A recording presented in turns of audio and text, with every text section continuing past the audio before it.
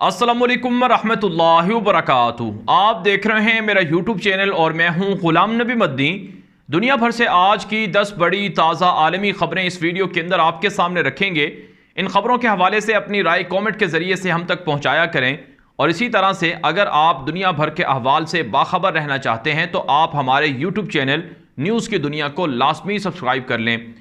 नाज़रीन, हम दुनिया भर से आज की 10 बड़ी खबरों का आगाज़ करेंगे। सबसे पहले बात करेंगे रूस और यूक्रेन की जंग के हवाले से। ताज़ा तरीन रिपोर्ट सामने आ रही हैं कि रूस और यूक्रेन की जंग में शिद्दत आ गई है। अब बरतानिया ने यूक्रेनी फौजियों को बरतानिया के अंदर और पड़ोसी मुल्कों के अंदर ट्रेनिंग देने का ऐलान कर दिया है। इस हवाले से ताज़ा रिपोर्ट में बताया जा रहा है कि यूक्रेन के वो शहरी जो फ़ौज के अंदर भर्ती होना चाहते हैं और जंग लड़ना चाहते हैं, और इसी तरह से दुनिया भर से वो लोग या वो शहरी दुनिया के मुख्तलिफ यूरोपीय ममालिक से ताल्लुक़ रखने वाले या दुनिया के किसी भी मुल्क से ताल्लुक़ रखने वाले लोग अगर यूक्रेन की जंग में शामिल होकर रूस के ख़िलाफ़ लड़ना चाहते हैं तो बरतानिया उनको ट्रेनिंग देगा और इसके लिए बाकायदा आगाज़ हो चुका है। तो इसका मतलब वाज़ेह तौर पर यह है कि नेटो, बरतानिया, अमरीका, यूरोप ये यूक्रेन की जंग की आग बुझाना नहीं चाहते बल्कि भड़काना चाहते हैं। रूस ने धमकी दी है कि बरतानिया और नेटो जो कुछ कर रहा है इससे जंग में शिद्दत आएगी। और इसी तरह से रूस तो ये भी धमकी दे चुका है कि अगर जोहरी जंग यानी एटमी जंग शुरू हुई तो सबसे पहला एटम बम रूस लंदन पर मारेगा और लंदन को उड़ा कर रख देगा। ये धमकियां रूस की जानिब से बरतानिया को दी जा चुकी हैं। दूसरी तरफ नाज़रीन किराम, रूसी फौज के यूक्रेन पर हमले तेज हो गए हैं। आज ताज़ा तरीन खबर सामने आई है कि एक अपार्टमेंट पर रूसी फौज की बमबारी हुई है जिसके नतीजे में पूरा का पूरा अपार्टमेंट तबाह कर दिया गया है। दूसरी तरफ नाज़रीन किराम, अमेरिका के मशहूर मैगजीन के अंदर न्यूज़ वीक के अंदर एक रिपोर्ट छपी है जिसमें यह दावा किया गया है कि अगर प्यूटन को इख्तिदार से अलहदा किया गया या प्यूटन को कत्ल किया गया तो प्यूटन का जो जानशीन होगा वो प्यूटन से भी ज़्यादा सख्त होगा। इसलिए यूरोप और अमेरिका को रूस के ख़िलाफ़ जो हिकमत अमली है उसे सोच समझकर मुरतब करना होगा, क्योंकि प्यूटन से भी ज़्यादा ख़तरनाक लोग प्यूटन के जानशीन बनने के लिए तैयार हैं। नाज़रीन किराम, जो आज की दूसरी बड़ी खबर है ये अमेरिका से है।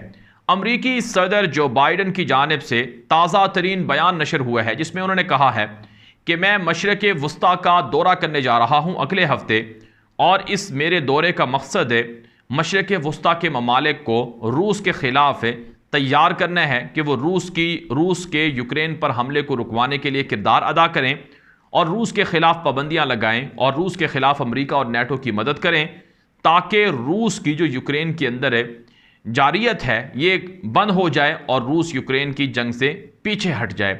इस हवाले से जो बाइडन ने यह भी कहा है कि मशरक़ वस्ता और अमेरिका के दरमियान नए दौर के आगाज़ के लिए ये मेरा दौरा आ रहा है, और इस दौरे के दौरान उन्होंने कहा कि वो मुख्तलिफ मुल्कों से अमरीका और उन मुल्कों के दरमियान बाहमी ताल्लुकात के हवाले से अहम मुआहदे भी करेंगे। नाज़रीन किराम, जो आज की तीसरी बड़ी खबर है ये भी नाज़रीन किराम अमरीकी सदर जो बाइडन के दौरा मशरक़ वस्ता और इसी तरह से इसराइल और सऊदी अरब के बाहमी ताल्लुकात के हवाले से है।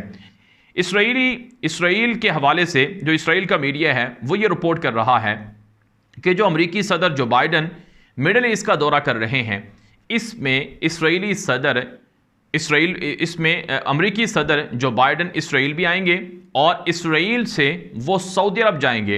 यानी पहली मर्तबा ऐसा हो रहा है तारीख़ के अंदर, और इस पर अमरीकी मीडिया भी बड़ा खुश है और इसराइली मीडिया भी बड़ा खुश है कि अमरीकी सदर जो बाइडन जब इसराइल आएंगे तो इसराइल से तिल अबीब से वो फ़्लाइट लेकर जद्दा जाएंगे, और ये पहली मर्तबा होगा कि इसराइल से जद्दा के लिए बराह रास्त फ़्लाइट का आगाज़ हो जाएगा, बराह रास्त सफ़र का आगाज़ हो जाएगा।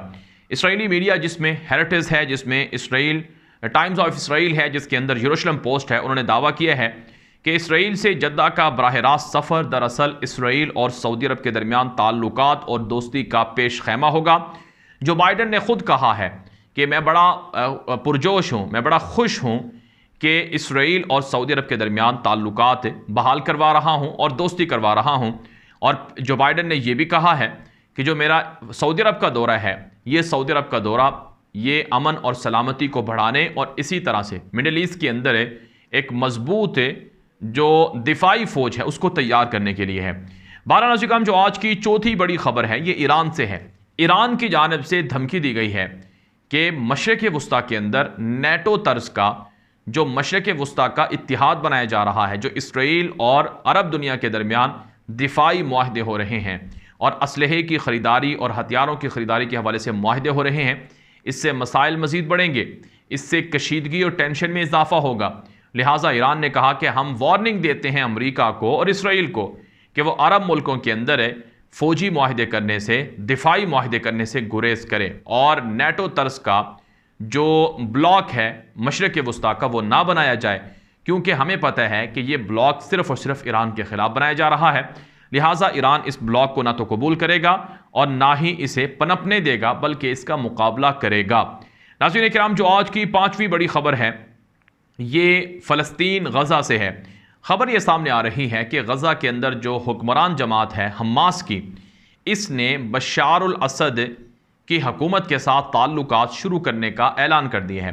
حماس کی جانب سے یہ بیان نشر ہوا ہے کہ بشار انتظامیہ کے ساتھ، شام کے حکومت کے ساتھ، وہ بشار جس نے پچھلے 10 12 13 سالوں سے نہتے شامی مسلمانوں کا قتل عام کیا ہے، ان کے ساتھ حماس کی جانب سے تعلقات شروع کیے جا رہے ہیں۔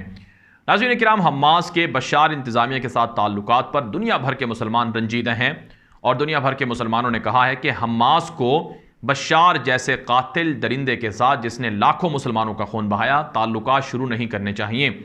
یاد رہے ناظرین کرام کہ پچھلے 13 سالوں سے مختلف عرب ملکوں نے اور مختلف عرب ممالک کی حکومتوں نے شام کی بشار انتظامیہ اور حکومت کے ساتھ رابطے ختم کر رکھے تھے، لیکن اب تمام کی تمام عرب ریاستیں بشار الاسد کے ساتھ تعلقات شروع کر رہی ہیں۔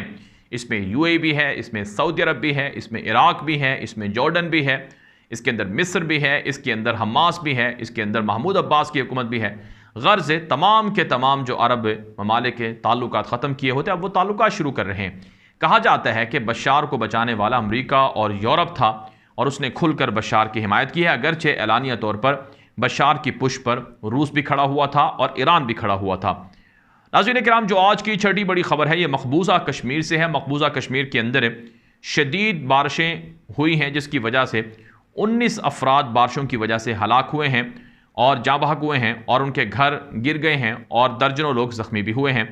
دوسری طرف بھارت سے آئے ہوئے جو ہندو یاتری تھے جو امرناتھ یاترا پر آئے تھے، وہ بھی مختلف سیلاب کے دلدل کے اندر دھنسے ہیں اور اب تک اطلاعات یہ ہیں کہ درجنوں لوگ لاپتہ ہیں، ان کی تلاش جاری ہے اور درجنوں لوگ اس میں مارے گئے ہیں۔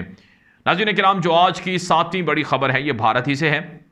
خبر یہ ہے کہ مودی کا حشر بھی سری لنکا کے صدر گوٹا پایا راجا پکسے جیسا ہو سکتا ہے۔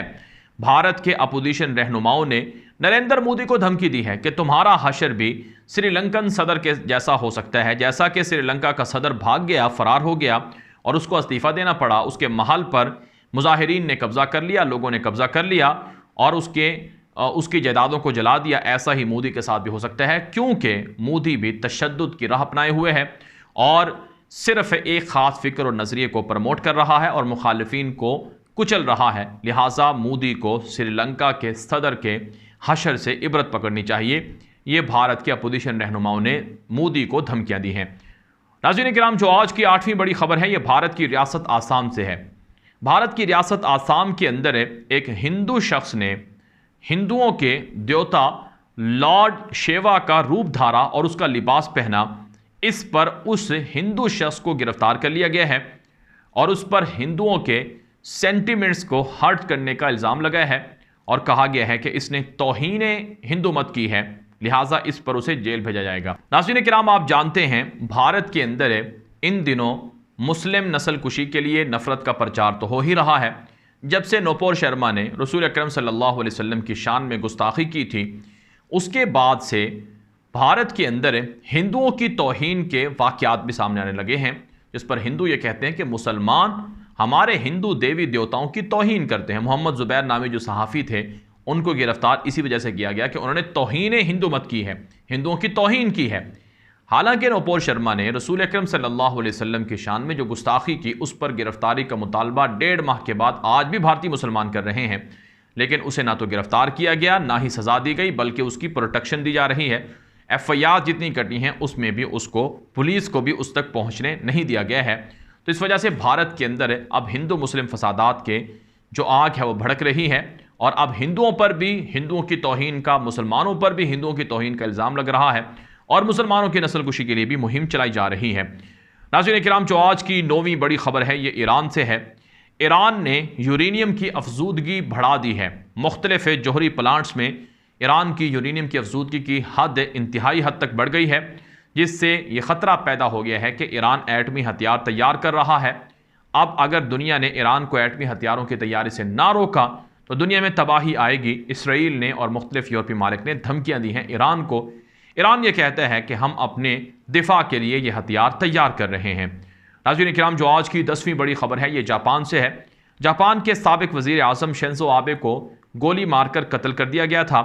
ان کی ہلاکت کے بعد آج الیکشن ہو رہے ہیں جاپان کے اندر، جس میں حکومتی جماعت کو واضح برتری ملی ہے۔ جاپانی وزیر اعظم کو 3 دن قبل جاپان کے اندر ایک انتخابی کمپین سے جب وہ خطاب کر رہے تھے، ان کو پیچھے سے کسی سابق نیوی کے اہلکار نے گولی ماری تھی، اور اس نیوی کے اہلکار کا انکشاف یہ سامنے آیا ہے کہ دراصل شنزو آبے نے کوئی مذہبی گروہ بنایا تھا جس کے اندر اس کی والدہ شامل ہوئی تھی، اور اس کی والدہ نے اس گروپ میں شامل ہونے کے بعد گھر کی ساری جمع پونجی اس جماعت کو دے دی تھی، جس سے پورا گھر دیوالیہ ہو گیا تھا۔ اس لیے وہ جاپانی وزیر اعظم شنزو آبے کے خلاف تھا، اور اس نے خود بنائی ہوئی جو بندوق تھی اس کے ذریعے سے شنزو آبے کو قتل کیا ہے۔ بہرحال جاپان کے اندر سوگ کی فضا ہے، لیکن الیکشن کے اندر شنزو آبے کی جو جماعت ہے، جو کہ حکومتی جماعت ہے، وہ واضح طور پر برتری حاصل کر کے جیت چکی ہے۔